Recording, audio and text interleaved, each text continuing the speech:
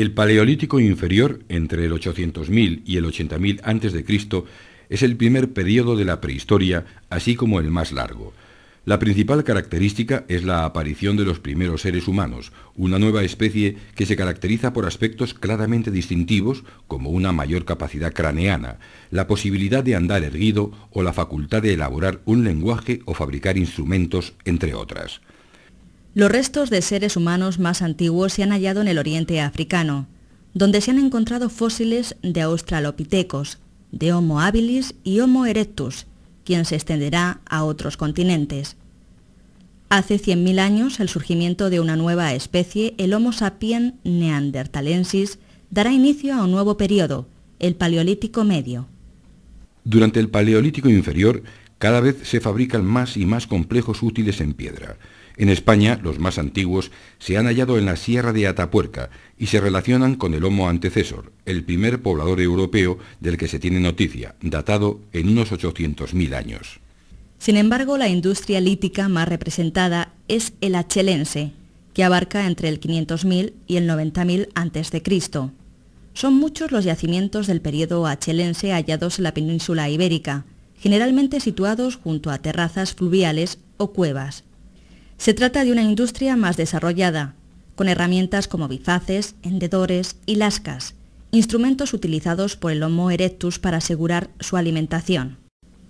El Paleolítico superior, entre el 40.000 y el 10.000 a.C., se caracteriza por la aparición de nuestra especie, denominada Homo sapiens sapiens. Durante este periodo se produce una gran expansión de los glaciares, lo que hace que predomine un clima muy frío que se alternará con etapas templadas. El hombre del Paleolítico inferior vivirá de la caza, la pesca y la recolección. Sus asentamientos, por tanto, estarán situados en lugares donde abunda el alimento, debiendo cambiar de ubicación en función de factores estacionales. Un mayor control sobre los ecosistemas permitirá obtener más alimentos y producirá, por tanto, un aumento de las poblaciones. En la península ibérica, el periodo más característico es el magdaleniense, del que podemos encontrar numerosos yacimientos, especialmente en las áreas cantábrica y mediterránea. El hombre de este periodo alcanza un mayor desarrollo intelectual y simbólico, lo que se refleja en un elaborado arte rupestre, en la práctica de enterrar a los muertos y en la elaboración de útiles y herramientas más trabajadas y específicas. La práctica de la caza requiere ya técnicas más complejas como la selección de los mejores lugares, la necesidad de establecer asentamientos estacionales, la elaboración de una estrategia o la fabricación de instrumentos para usos concretos en piedra o hueso como buriles, azagallas o arpones. Un magnífico ejemplar de este último fue hallado en la cueva del castillo. Entre el 5000 y el 3200 a.C. se desarrolla en la cuenca mediterránea el período neolítico. En Oriente Próximo se generarán algunos rasgos culturales que se extenderán hacia Occidente a lo largo de los milenios siguientes. Las principales características de Neolítico se pueden resumir en el surgimiento de la agricultura, la domesticación de animales, el cambio a un modo de vida en poblados permanentes y la invención de la cerámica. No obstante, estos cambios surgen a lo largo de un proceso de miles de años. En la península ibérica, las primeras comunidades a las que se puede adjudicar una forma de vida neolítica se hallan en la costa mediterránea, ocupando generalmente cuevas elevadas y abrigos naturales. Su medio de subsistencia alternaba la caza y la recolección con el cultivo de cereales y leguminosas, además de la cría de ovejas, cabras y cerdos. La cerámica es uno de los grandes avances, pues permite almacenar y transportar los alimentos. También se puede percibir un desarrollo de las herramientas y las técnicas agrícolas, como la hoz para la siega y el vareo de los frutos. Por último, cabe citar una mayor complejidad en las estructuras sociales y simbólicas, siendo muy frecuentes los asentamientos sedentarios y los enterramientos con ajuar, como el de la cueva de los murciélagos de Albuñol, en Granada.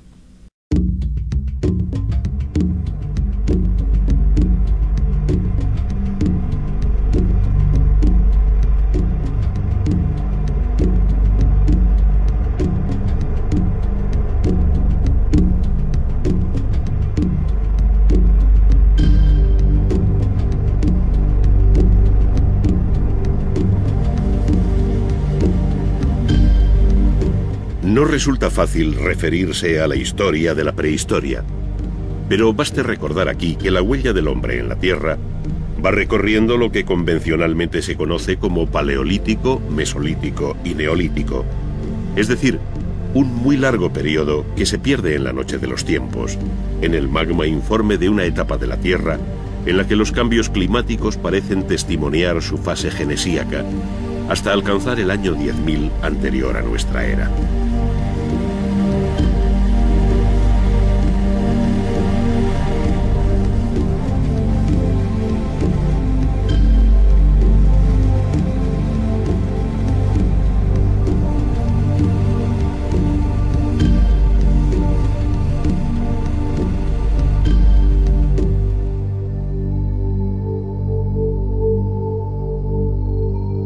Cada una de estas etapas conoce varias subdivisiones, escaladas con gran esfuerzo por un hombre que a través de las razas de Neandertal y Cromañón alcanza entre los estudiosos el apelativo de Homo sapiens sapiens. Él fue ya capaz de tallar la piedra con gran habilidad, mostrando singular destreza en el manejo de las manos y de unas rudimentarias herramientas.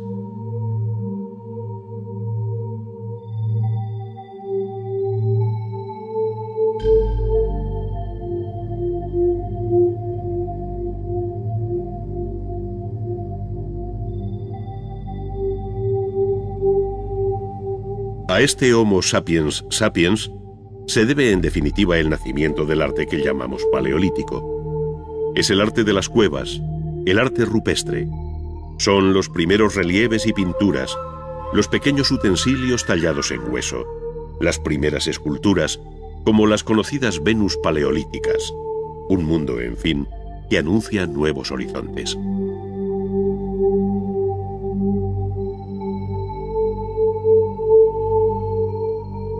A este ciclo primero, que de un modo rudimentario y tópico se conoce como Edad de Piedra, siguió la Edad de los Metales, tras el descubrimiento y aplicación del cobre, bronce y hierro para muy distintos usos. Ello dio lugar a lo que se viene llamando protohistoria, como un paso intermedio entre la prehistoria y la historia propiamente dicha.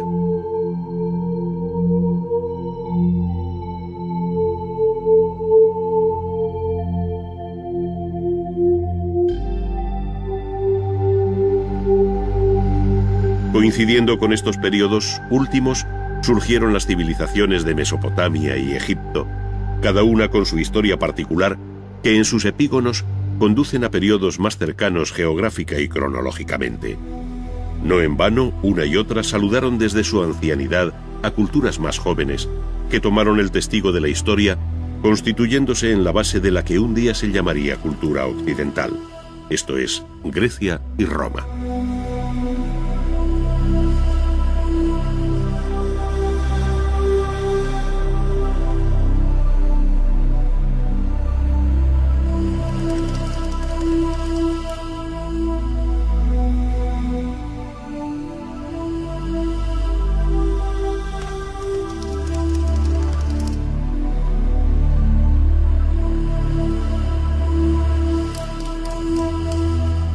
La balanza de la historia conoció así el contrapeso de la cultura clásica, desplazando hacia Occidente el protagonismo que hasta entonces había tenido Oriente, sobre todo en los cursos fluviales del Tigris, Éufrates y Nilo, cuyas aguas irrigaron tierras que por vez primera se roturaron, hasta dar el sabroso fruto de un arte milenario.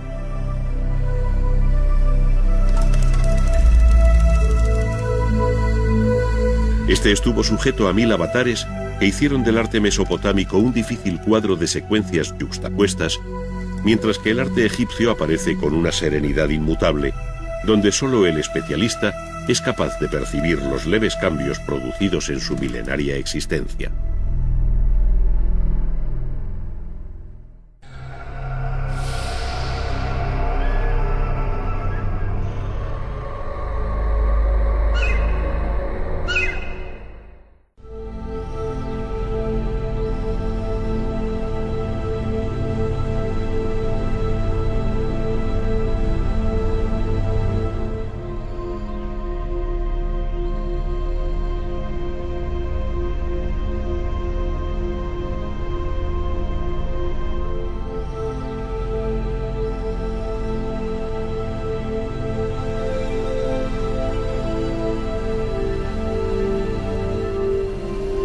El arte ha acompañado al hombre desde que éste dio señales de un cierto grado evolutivo a partir del llamado Homo sapiens.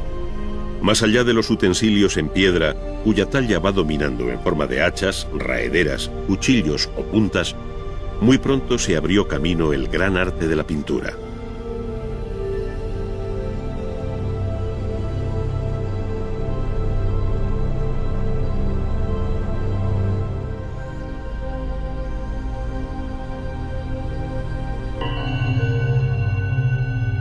No deja de ser un hecho más que sorprendente que el despertar de la humanidad esté asociado al temprano nacimiento del arte como una de sus manifestaciones más características.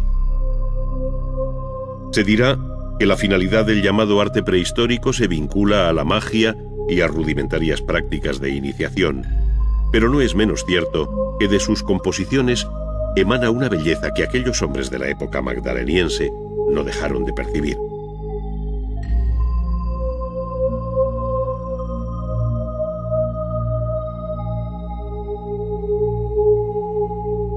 Dicho de otro modo, en medio de aquellos grupos de nómadas que en difíciles condiciones de vida seguían a los animales de cuya existencia dependía la suya propia, surgió un hombre con especial talento para dibujar, mezclar los colores y reproducir la realidad que le rodeaba, dando entrada al artista en la historia, aunque éste permanezca en el más oscuro de los anonimatos.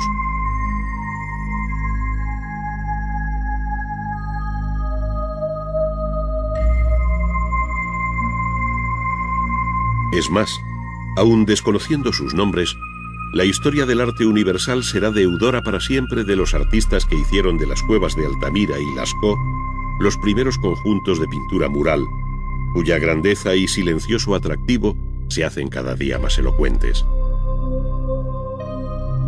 Es ciertamente pintura que habla de lo que le preocupa al hombre. Es una pintura documental. Es el reflejo de la dura realidad de aquellos cazadores y recolectores que en una cueva o en un abrigo natural plasmaron lo que sentían, lo que anhelaban, lo que temían. Fue a finales del Paleolítico Superior, entre los años 15.000 y 10.000 aproximadamente, antes de nuestra era, cuando, terminando la época glaciar, corrían por el virginal paisaje del sur de Francia y norte de la península ibérica bisontes, renos, ciervos, mamuts, caballos, toros, osos, cabras y otros muchos mamíferos que abandonaron estos parajes en busca de otros lugares más fríos.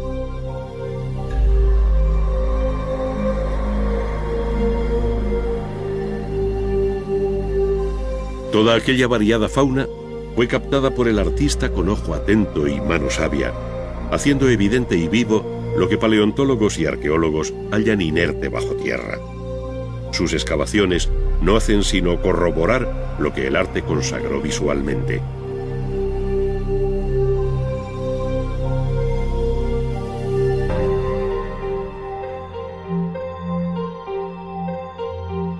Sin poder ni querer establecer ahora posibles grupos estilísticos y dejándonos llevar por la obra misma, es fácil observar cómo en unos casos se perfilan los animales con una línea y en otros se le da volumen con manchas de color matizadas, además de aprovechar las protuberancias de la roca a las que se adapta la figura.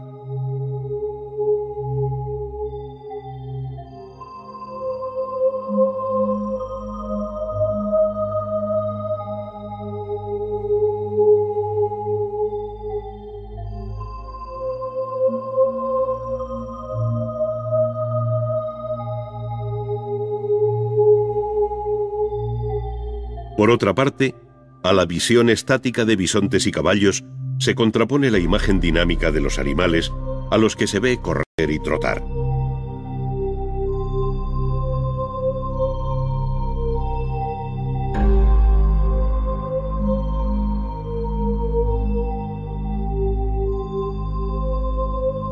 Se distinguen igualmente los machos de las hembras, es decir, no se trata de una interpretación generalizada, sino muy precisa y realista, que en ocasiones alcanza una tercera dimensión al tratarlas como verdaderos bajorrelieves, cuando no son simples figuras incisas o grabadas.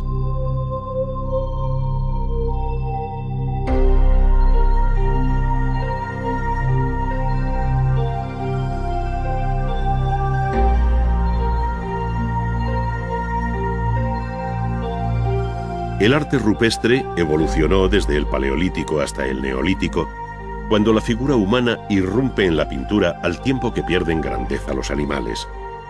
Con ello da a entender que estamos ante una nueva sociedad que descubre los beneficios de la agricultura, que entre otras cosas permitirá al hombre fijar su residencia en un lugar, perdiendo su anterior condición de nómada.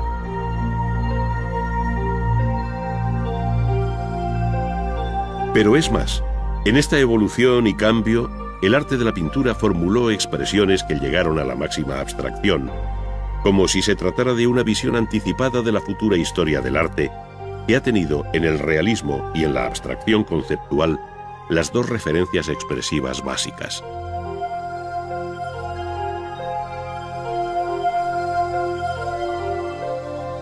Desde otros ángulos se observa el nacimiento de la arquitectura, que llamamos megalítica por el gran tamaño de las piedras utilizadas, y cuyo desarrollo alcanzó la edad de los metales, enlazando así con las culturas históricas.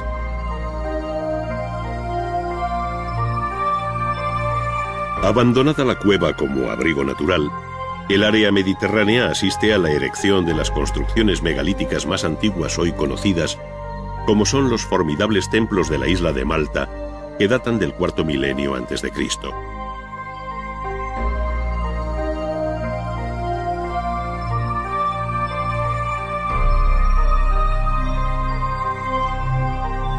Más recientes son las construcciones megalíticas de la isla de Menorca, donde tanto las llamadas taulas como las navetas permiten ver el creciente refinamiento constructivo de estas construcciones bañadas por el sol.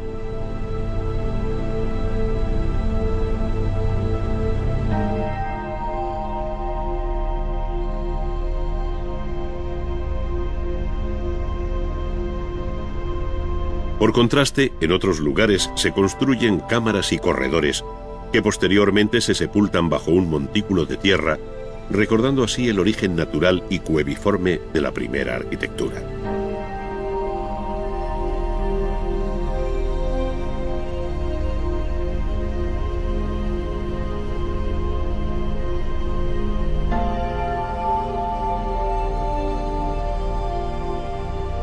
Pero la construcción megalítica más conocida, y probablemente la más sorprendente de cuantas nos han llegado, es la de Stonehenge, en Gran Bretaña, erigida entre el tercero y segundo milenios.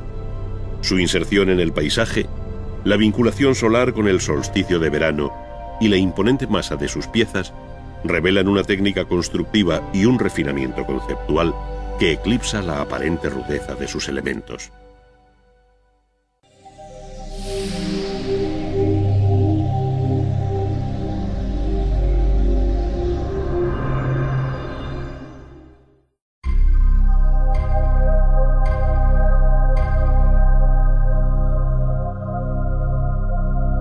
En el libro del Génesis, al mencionar el paraíso se dice: salía de Edén un río que regaba el jardín, y de allí se partía en 4 brazos.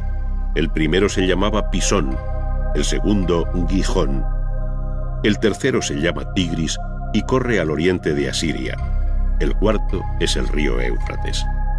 Tomó Yahvé al hombre y le puso en el jardín de Edén para que lo guardase.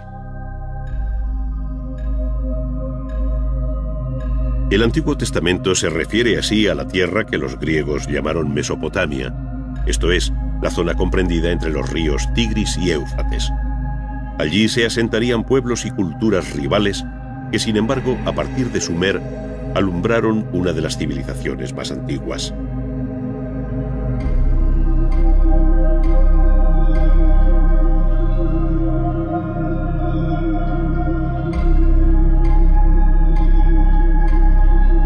En efecto, la invención de la escritura por los sumerios en torno al año 3000 significa el paso hacia la historia escrita, cuya memoria se recogió en combinaciones de signos con forma de cuña, conocidas como escritura cuneiforme.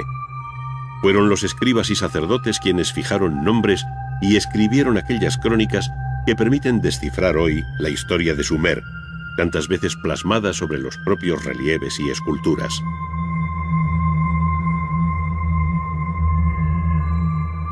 Las primeras obras sumerias son las figuras de alabastro halladas en los templos y conocidas como orantes, por llevar en las manos una ofrenda. El esquematismo de sus ropas y anatomía contrasta con la expresividad del rostro, donde la abierta mirada se convierte en insondable enigma.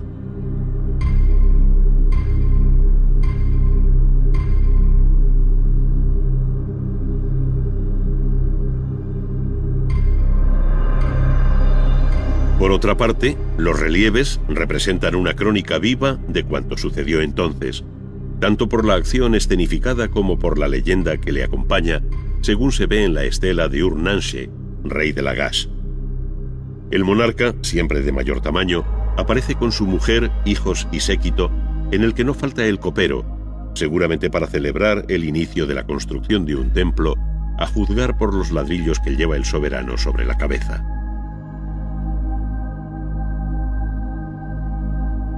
Pero fueron la paz y la guerra el tema más frecuente en estos relieves del tercer milenio antes de Cristo, en los que, al tiempo que se narran los grandes acontecimientos de la historia política, se dieron los primeros pasos de la historia del arte y de ahí su extrema importancia.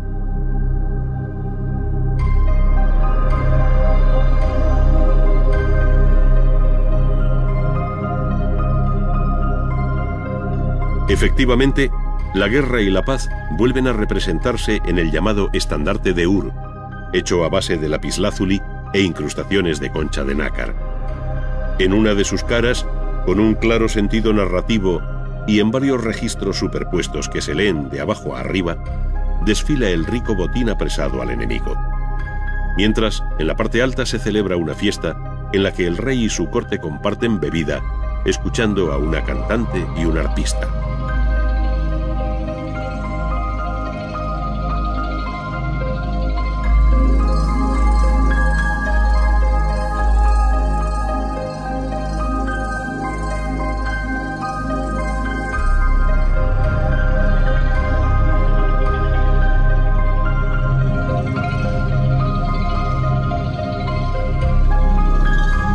Este bello y delicado instrumento coincide en todo con los hallados en la ciudad de Ur, que hasta la reciente guerra de Irak se custodiaban en el Museo de Bagdad. Las ciudades-estados de Sumer sucumbieron en la segunda mitad del tercer milenio ante el empuje arrollador de Sargón de Akkad. Sus descendientes ampliaron los límites geográficos del imperio acadio hasta el Kurdistán, con campañas militares como la que recuerda la célebre estela de Naram-Sin. Allí, en opinión de André Parrot, vencedores y vencidos escenificaron una primera versión del cuadro de las lanzas de Velázquez.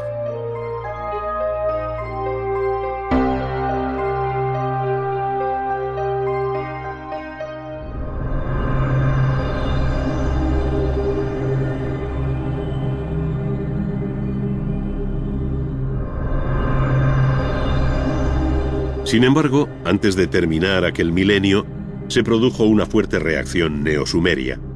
Fue entonces cuando se construyeron los colosales zigurats, como el de Ur, con ladrillos secados al sol o cocidos, dando lugar a una imagen que viene identificándose como la bíblica Torre de Babel, cuyo esquema aterrazado se repetirá en la futura arquitectura religiosa de Mesopotamia. En este periodo acadio se multiplicaron las efigies de Gudea, señor o patesi de la ciudad de Lagash. Son obras hechas en diorita, en las que la bella dureza del material pulimentado se identifica con el refinamiento de un poder fuerte y sin fisuras, como fue el de Gudea y su hijo Ur-Ningirsu. Sus imágenes debieron de tener igualmente un carácter votivo, estando dedicadas a distintas deidades, según relatan las inscripciones que les acompañan.